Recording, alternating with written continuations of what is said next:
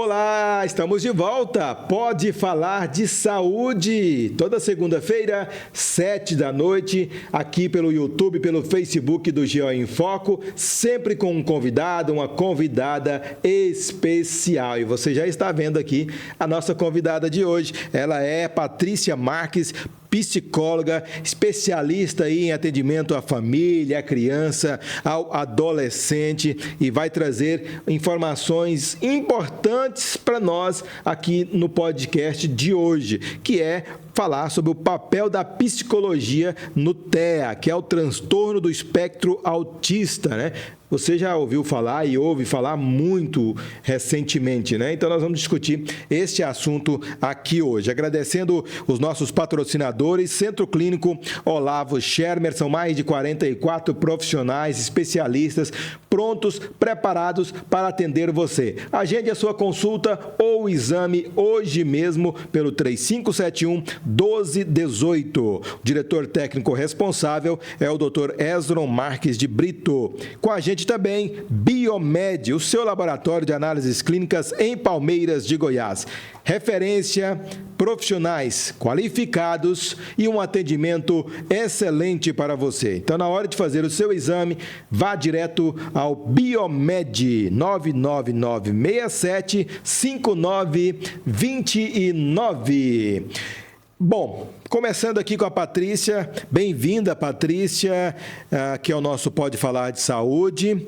Vamos falar sobre um tema interessante, né? Tudo bem? Tudo jóia, Marcos. Oi para todo mundo.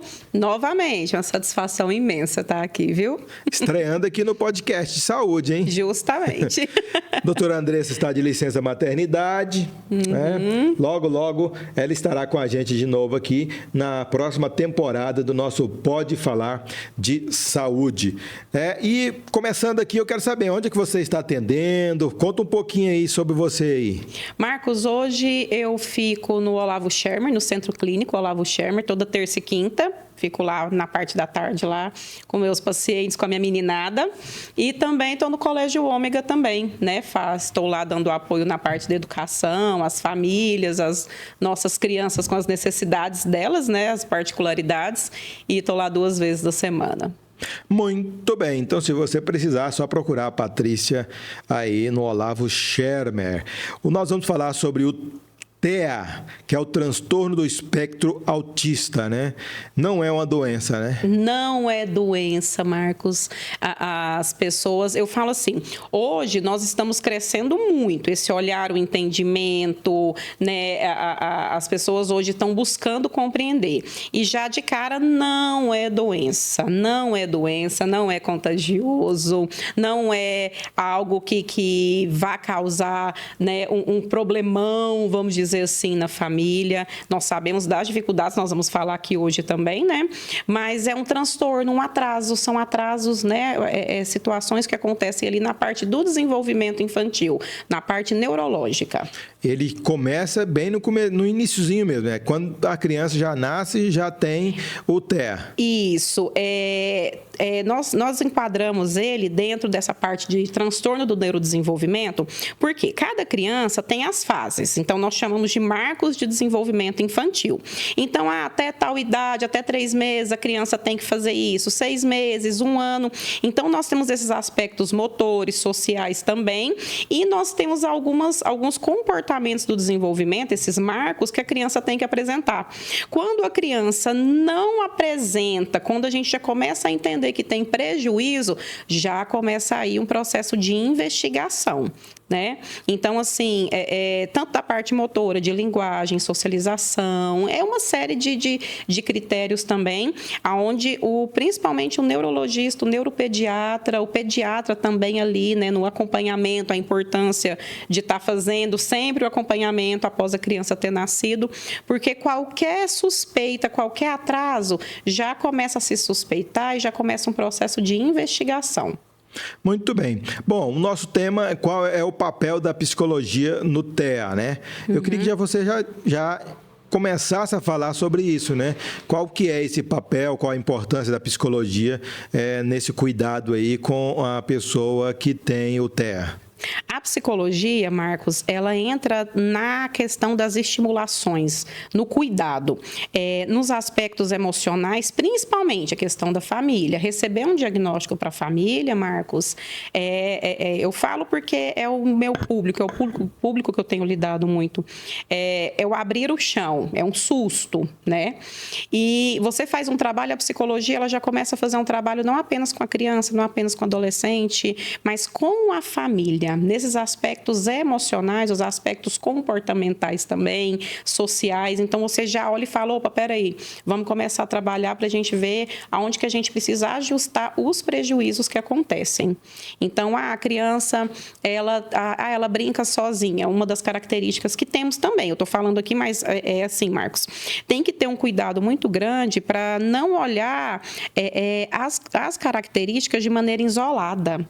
É sempre um conjunto, né? Tem o DSM-5, que é um manual, né? Os neuros, a área médica em si, ela se baseia nele. Então, tem uma série de critérios, né? Então, a gente nunca olha de maneira isolada. Ah, o meu também tem isso. Não, não é só isso. Então, tem todo um conjunto de comportamentos. Então, chega no consultório, existe uma suspeita ou já está com o diagnóstico fechado, peraí, o que eu preciso ajustar? Um exemplo, a criança ela tem dificuldade de brincar, né, coletivamente. Vamos começar a trabalhar com isso, vamos começar a ensiná-la a brincar, vamos trazer a família para o consultório também, porque a família precisa aprender como vai lidar com aquela criança dentro de casa também, qual que é a melhor forma dela aprender. Então, a psicologia, ela entra fazendo essa leitura de tudo, não apenas da criança, que eu falo criança porque está sendo muito mais frequente o diagnóstico mais cedo, precoce, mas a psicologia, ela entra com esse olhar para a família.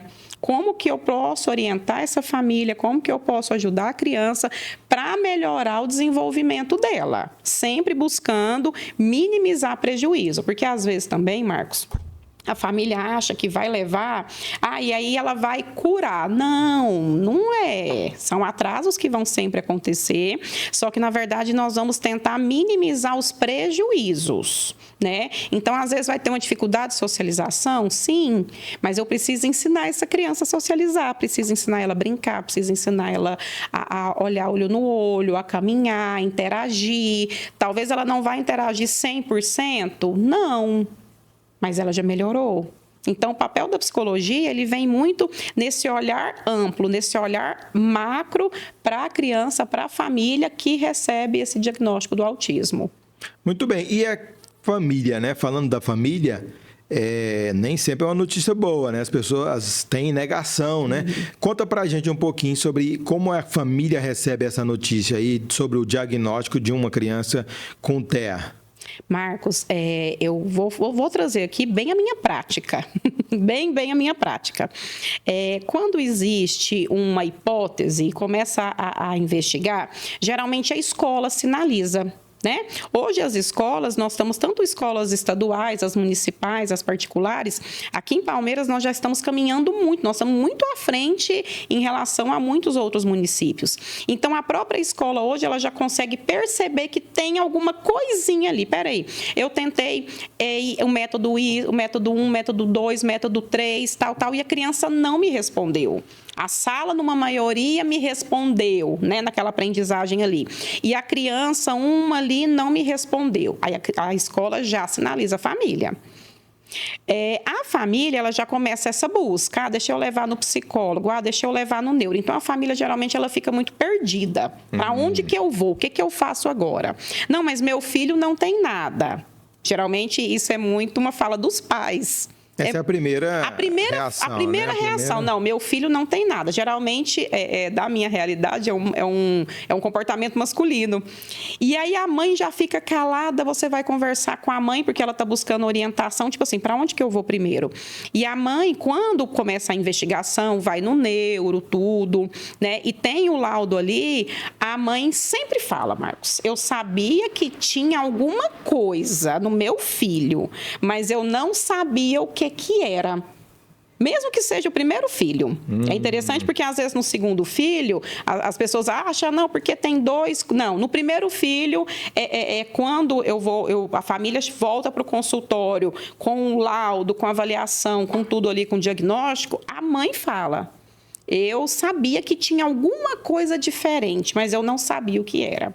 Mas existe esse processo de negação. Durante esse processo de investigação, tem o processo de negação. Não, meu filho é normal. E o que é normal, né? As pessoas falam normal porque é o que as pessoas usam.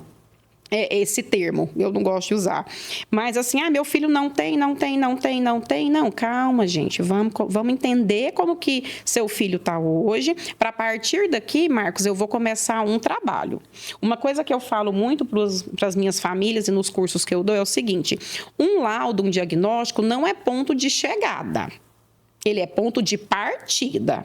Porque a partir daquilo, daquela avaliação, daquele laudo, eu sei como que eu vou trabalhar com aquela criança.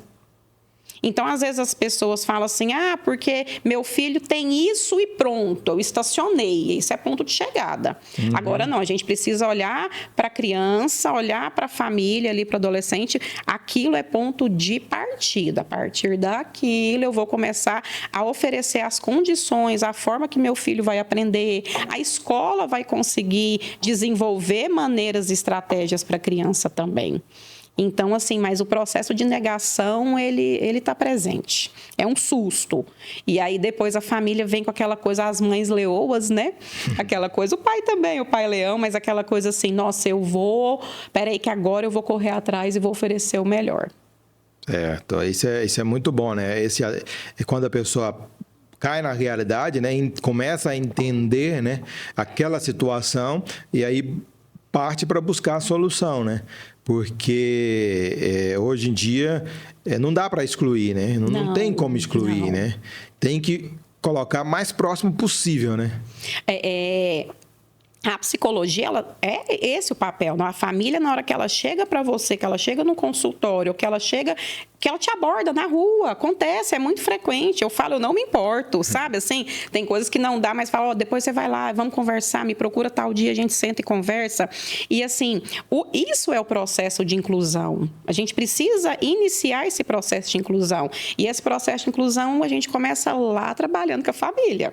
A família precisa entender que é uma criança que vai fazer bagunça, que vai rir, que vai chorar, que vai desafiar, que vai te dar alegria. Os mesmos desafios de uma criação de filhos típicos. Hoje existe muito esses termos. O atípico, né, quando foge desses marcos do desenvolvimento esperado, e os típicos. Então, assim, você começa um trabalho ali com a família e com a inclusão e com a escola, com todo mundo. Mas, assim, tem sido muito frequente. E qual a importância do diagnóstico precoce, né? E compara também com o tardio, né? Qual a diferença aí? Marcos, na neuro, nós temos uma questão do desenvolvimento, nós falamos dos neurônios espelhos. Então, a criança em si, nós seres humanos, a gente tem uma capacidade de aprendizagem gigantesca, de uma produção de neurônios espelhos em uma quantidade gigantesca, por volta até dos 7, 8 anos. Então, essa formação... O diagnóstico precoce, você já vai ajustando os comportamentos, vai ensinando comportamentos que a criança não tem, e quanto mais você fizer isso nesse período, a chance de uma resposta maior de aprendizagem, ela é muito maior. Porque está nesse período de aprendizagem. Tanto de qualquer criança, viu? A criança típica ou atípica. Então, assim, nós como pais, nós temos até os 7, 8 anos para poder ensinar o que é certo, o que é errado, a parte acadêmica, moral, valores. Tem um monte de estudos sobre isso. Então, o diagnóstico precoce, ele ajuda nisso. É uma corrida contra o tempo. Depois dessa idade, já começa a ter uma poda neural. Então, já não é que deixa de produzir esses neurônios espelhos, mas é porque a produção diminui. Então, Patrícia, então passou dos 8 anos, eu não preciso estimular? Precisa, do mesmo jeito. Só que a quantidade agora é maior, a repetição é maior. Por exemplo, uma criança, Marcos, eu vou ensinar uma habilidade nova ali. Uma criança típica, eu ensino ela 1, 2 vezes, ela vai pegar um joguinho ali de encaixe. Para o atípico, ele vai aprender. Mas eu vou ter que repetir 10, 20, 30, em várias vezes na semana, até ter essa absorção. O procedimento é esse.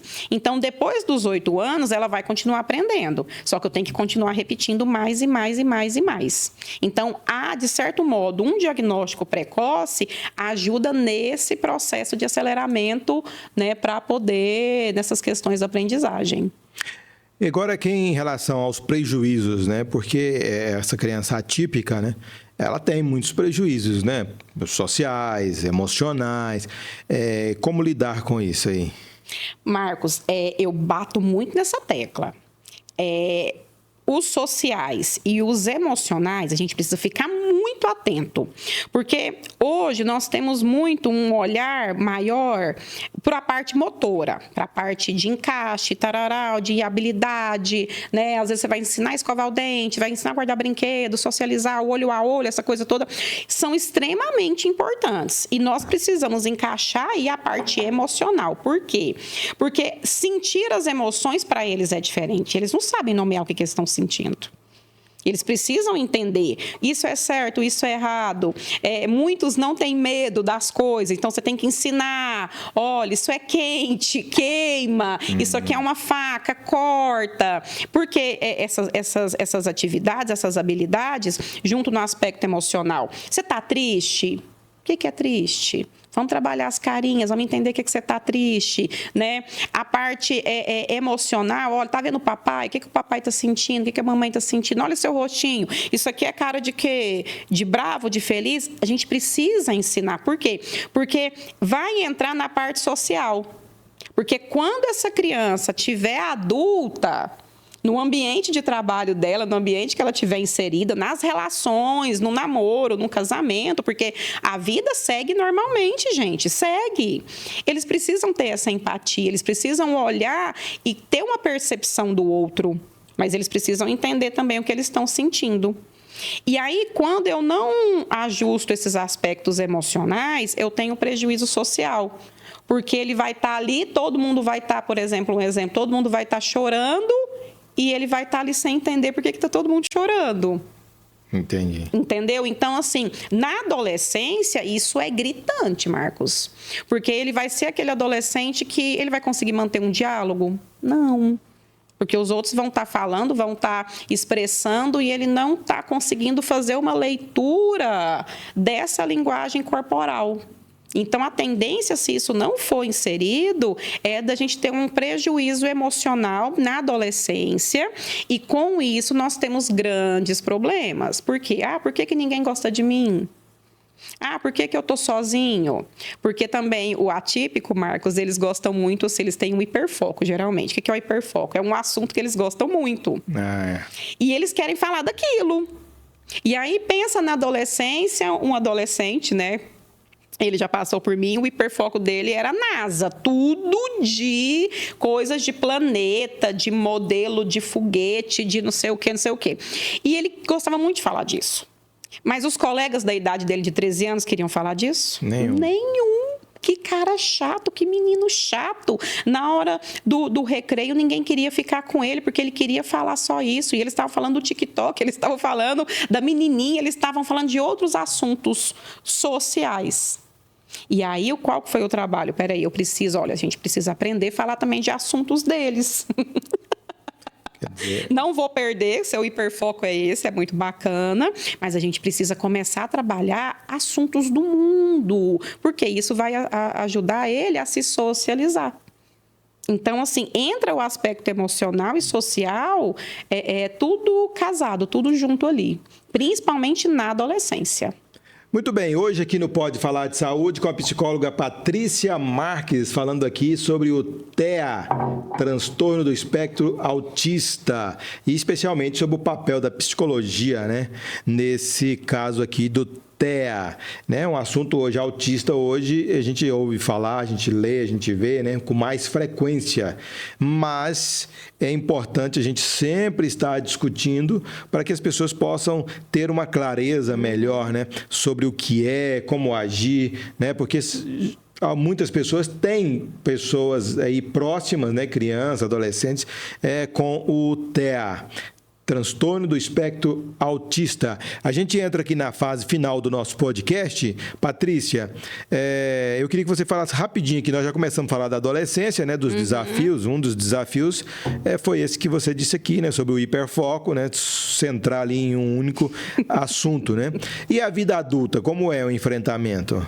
Marcos, quando você pega uma criança e um adolescente, o neuro também, ele começa, e até o psicólogo, a gente começa um processo de investigação para ver se na família não tem outros casos também.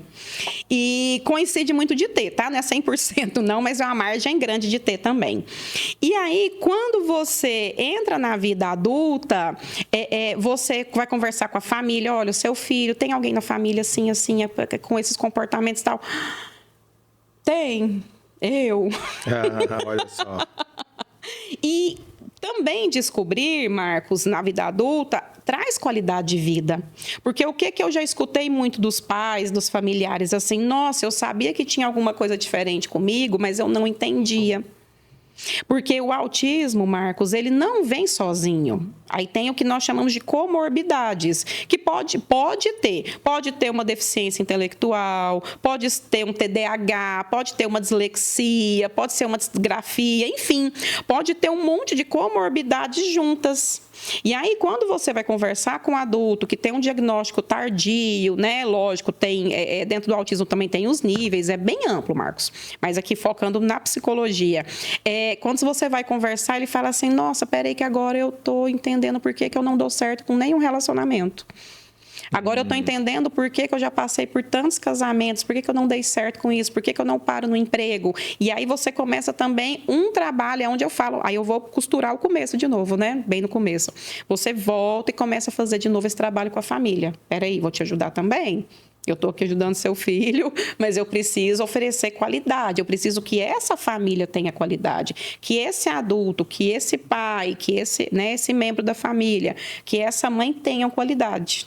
Então, mesmo que tenha um diagnóstico tardio, a gente precisa ajudar. A gente entra muito na questão emocional e na questão social também, nos prejuízos. Mas, assim, é muito frequente. Assim, eu ouvi agora, esses dias agora, um pai olhou para mim e falou assim, nossa, eu descobri que na minha família os problemas são tão maiores. Eu não parava em emprego, Patrícia, e agora eu estou fazendo acompanhamento com o neuro. E aí agora eu estou tão tranquila, eu não quero mais trocar de emprego. Olha só. Porque tinha uma rotatividade, porque ele não se ajustava em nenhum local. Então, assim, entra, Marcos, na questão da inclusão, entra na questão do entendimento, né? De você entender o que está te prejudicando, entre aspas, ou o que faz parte de você, para buscar qualidade de vida. Eu sempre falo, a psicologia ela entra para oferecer qualidade de vida. Às vezes o prejuízo ele não vai ser zerado, mas a gente precisa minimizar. E qualidade de vida para a criança, o adolescente e a família toda. Muito bem. E para a gente finalizar aqui, eu queria falar um pouquinho sobre a importância, reforçar essa importância da família no acompanhamento, né, de quem tem o transtorno do espectro autista, né? Vamos deixar bem claro e reforçar essa posição aí. Marcos, se a família, se a escola convidar a família, se a escola abordar a família, sinalizar alguma coisa, eu peço muito que vão atrás, para poder dar essa qualidade de vida, para poder entender como que a criança funciona, como que a criança aprende. E é muito gratificante, porque no TEA, no atípico, na criança ali, Marcos, uma coisinha pequenininha é motivo de uma comemoração gigantesca. Eu tenho uma mãe que agora o menininho dela está abraçando a irmãzinha, assim, sabe, assim, por vontade própria. E ele não abraçava, ele não fazia contato visual. E ele não fazia contato, toque, nem nada. Então, agora, do nada, ele vai lá e abraça a irmãzinha. Para nós, o abraço é uma coisa tão, assim, sim, pequena, mas para uma família que tem uma criança atípica, não. Então, assim, esses ganhos, eles são gratificantes, mas a família, qualquer sinal da escola, qualquer sinal de um profissional da saúde, começa a investigação, vão atrás, busquem ajuda. Porque é qualidade de vida para todo mundo. Muito bem, fiquem atentos, né? Precisando de apoio, só procurar aqui a Patrícia, com certeza você vai ter aí. E em Palmeiras a gente tem até um espaço, né? Uma clínica focada no atendimento, né, de crianças com TEA, que é o transtorno do espectro autista, com também o TDAH, que é o transtorno de déficit de atenção com hiperatividade. Isso é muito importante, né? Então, ali tem uma equipe multidisciplinar também para atender esses pacientes. E temos 2 clínicas, na verdade, 2 clínicas. A PAI também faz um trabalho também. Então, assim, gente, é buscar informação, é ir atrás, é ver aonde, né, como que pode ser oferecido para também ajudar. É qualidade de vida, Marcos. O objetivo é qualidade de vida. É isso aí. Patrícia, muito obrigado por ter participado aqui com a gente no Pode Falar de Saúde, né? Foi um prazer ter você aqui. Com certeza vamos ter outros encontros. Esse tema ele é muito amplo, né? A gente só fez aqui só uma introdução, só uma parte aqui. Muito obrigado. Eu que agradeço, Marcos. Agradeço, né, a todos a oportunidade de estar aqui, porque é sempre bom, né, Marcos, a gente bater um papo e o momento é esse, para a gente poder estar esclarecendo e levando informação a tantas famílias. E parabéns pelo trabalho, viu? Muito obrigado. Eu conversei aqui com a psicóloga Patrícia Marques, falamos hoje sobre o papel da psicologia no TEA, que é o transtorno do espectro autista. Muito obrigado aqui aos nossos patrocinadores, Centro Clínico Olavo Schermer, também o Laboratório Biomed, com a gente contribuindo, apoiando, incentivando a produção do nosso podcast sobre saúde. Continue com a gente no GO em Foco nas redes sociais. Você já sabe, o Pode Falar de Saúde vai ao ar toda segunda-feira às 7 da noite no YouTube e também no Facebook do GO em Foco. E se você quiser sugerir algum profissional, algum tema, é só você mandar uma mensagem para o nosso WhatsApp 64 99341 3620. Tchau, pessoal. Um grande abraço. Tchau, Patrícia. Valeu, pessoal. Tchauzinho.